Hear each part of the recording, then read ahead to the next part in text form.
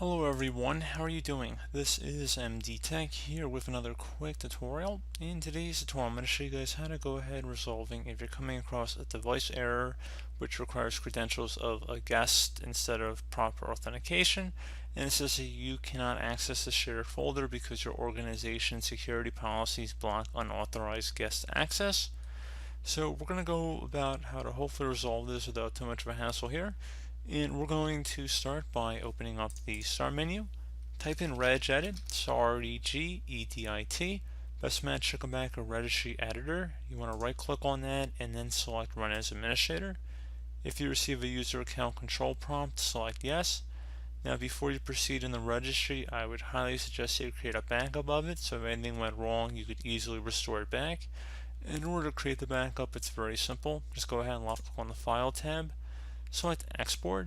File name, I would suggest naming it the date in which you are making the backup, and then export range should be set to all, and then save it to a convenient location on your computer, and just select Save. And if you ever needed to import it back in, just put Select File and then Import, and navigate to the file location. So again, pretty straightforward. So now we're ready to begin, and we're going to start by expanding the HKey local machine folder. So go ahead and double click on that. Do the same thing for the software folder. You want to do the same thing for policies. Should be a Microsoft folder. Expand that. And then finally Windows. Just left click on that one time.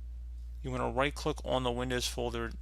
Before we proceed further, just take note of the path on the top of our screen here if you need to pause the video. Each backslash is a different folder we've gone under up to this point.